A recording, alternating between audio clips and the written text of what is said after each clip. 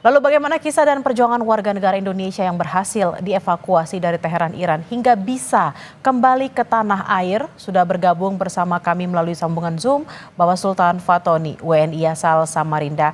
Selamat siang Pak Fatoni, bagaimana kondisi Bapak hingga siang hari ini dan kemarin dari Iran sendiri atau bersama keluarga Pak? Saya di Iran sama istri, anak umur 7 tahun dan satunya 3 tahun.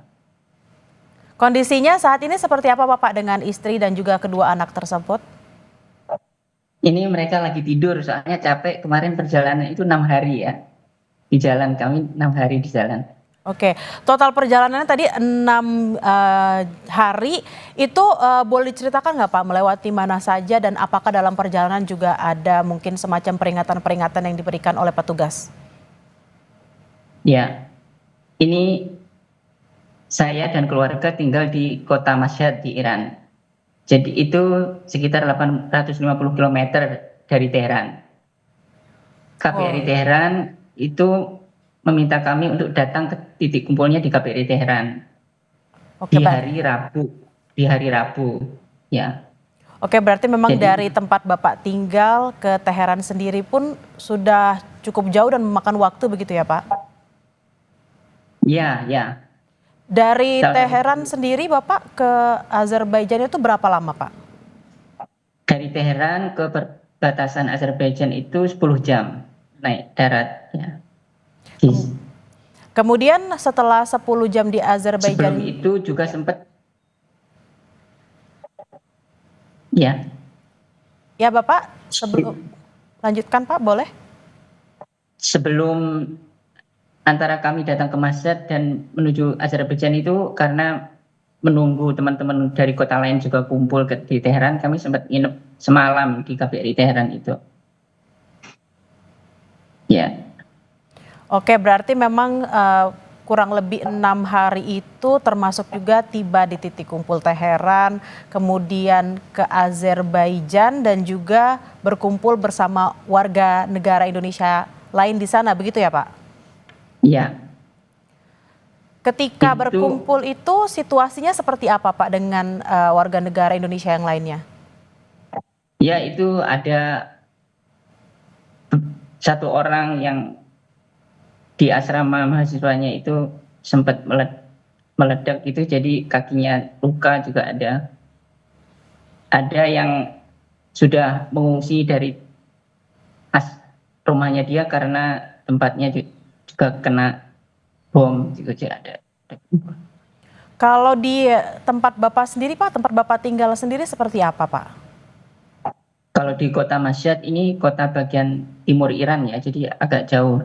Itu cuma ada drone ya, sampai beberapa hari itu drone, tapi menurut pemerintah Iran itu sempat ditembak di atas, jadi nggak sempat jatuh, cuma sekali aja jatuh di dekat bandara di Mashhad. Itu sempat ada kayak kebakaran asap tinggi gitu. Dan juga sempat hari yang ketiga itu Minggu sempat juga ada suara di atas itu bum bum juga, tapi katanya juga sempat ditembak di atas, nggak sempat jatuh, tapi listrik sempat mati. Nah, Situasi tersebut terjadi berapa lama Pak? Ada drone di atas rumah Bapak, kemudian ada mungkin sirine-sirine peringatan, itu terjadi kira-kira berapa lama? itu ya hari Sabtu, Minggu, Senin itu ada terus, tapi ya sekali-sekali gitu, sore biasanya, sore itu. Tiap hari Lalu, dari Sabtu, Minggu, Senin gitu ya. oke 3 hari berarti ya Pak dari Sabtu, Minggu, Ya. Senin. Lalu aktivitas Bapak dan juga keluarga sendiri seperti apa Pak selama 3 hari tersebut? Ya, kebetulan kan itu serangan hari Jumat, Sabtu itu kan ada pembatasan internet di Iran. Sebutnya nasionalisasi internet gitu lah ya. Jadi beberapa situs luar negeri tidak bisa diakses. Kebetulan anak-anak Indonesia yang di Masyad ini kan kirim uangnya itu lewat kripto, situs kripto. Jadi situs kripto itu pas mulai internet dibatasi tidak bisa diakses. Jadi kita khawatir kehabisan uang itu sempat ya. Jadi kita ngirit itu. Itu. Oke, lalu kemudian Bapak memutuskan untuk dievakuasi itu apakah Bapak dan keluarga mencari tahu atau mungkin ada pihak dari diplomat kita yang reach out atau seperti apa, Pak?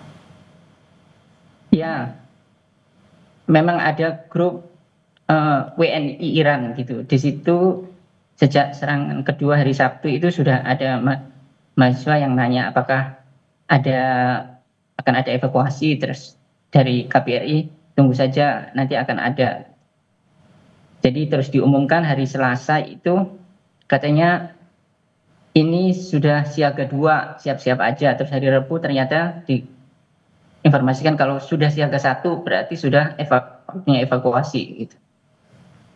Lalu ketika dalam proses mau evakuasi itu apakah keluarga di Indonesia sempat berkomunikasi juga dengan Bapak menanyakan situasi terkini Bapak dan keluarga di sana? Jadi sejak hari Sabtu itu kan internet tidak bisa dibatasi ya. Kami agak kesulitan menghubungi keluarga di Indonesia. Semua WNI kelihatannya kayak seperti itu. Karena WhatsApp tidak bisa diakses, Instagram tidak bisa, nelpon kesulitan ya. Jadi kadang ada yang ngusahain juga kirim email, tapi kirim email kalau emailnya itu yang tidak bikinan Iran itu belakangnya tidak IR, tidak bisa juga dibuka, tidak bisa buat ngirim juga. Jadi teman-teman kayak saya kebetulan punya email kampus, jadi bisa untuk ngirim. Jadi lewat email itu. Oke, berkomunikasinya menggunakan email ya Pak? Iya, dengan juga, iya. Oke, Pak Fatoni, ini kan sebenarnya ada di gelombang pertama ini ada kurang lebih 29 WNI yang akan dievakuasi untuk pertama kalinya. Lalu apakah Bapak ada mendengar informasi kenapa terpisah nih antara 11 orang yang Bapak duluan, kemudian terpisah dengan 18 lainnya. Sempat tertahan di mana saja dan situasinya seperti apa? Ya, sebetulnya di hari Senin itu kan ada 3 kloter. Kloter 1, 2 itu Qatar. Saya kloter yang ketiga sebenarnya terakhir. Oh. Tapi saya nyampe duluan di Jakarta. Ada informasi dari kloter 1 dan 2 lewat Qatar itu ternyata mereka pas berangkat itu tidak bisa. Pertama mereka kendalanya dari Azerbaijan ke Qatar itu tidak bisa melewati udara Iran karena takut ada bom. Terus habis itu mereka harus muter jadi 6 jam. Ternyata pas muter itu pun pas sebelum nyampe Qatar katanya udara Qatar juga ditutup karena ada bom juga. Terus mereka terpaksa harus turun di Jeddah. Di Jeddah pun karena terpaksa mereka tidak boleh keluar dari pesawat selama 6 jam gitu. Informasinya dari teman-teman. Selama 6 jam baru boleh Qatar ngumumin bandaranya, udaranya sudah dibuka baru mereka ke Qatar. Di Qatar pun karena banyak orang yang menuju Qatar dan pengen naik pesawat dari Qatar, katanya antrian luar biasa panjang, jadwal maskapai penerbangan pun dijadwal ulang. Jadi mereka kesulitannya di situ, macetnya. Coba. Pak Fatoni tadi sempat mengatakan kalau yang melalui Qatar ada antrian yang sangat panjang. Apakah di kloternya Pak Fatoni ini ada yang kloter 3 ini pakai Turkish Airlines ada antrian yang panjang juga Bapak? Tidak, kami nyampe Turkish Airlines itu sudah dijemput oleh KBRI Turki, KJRI Istanbul. Jadi kami lancar karena mereka membantu langsung melewati jalur yang tidak melalui antrian, bisa itu.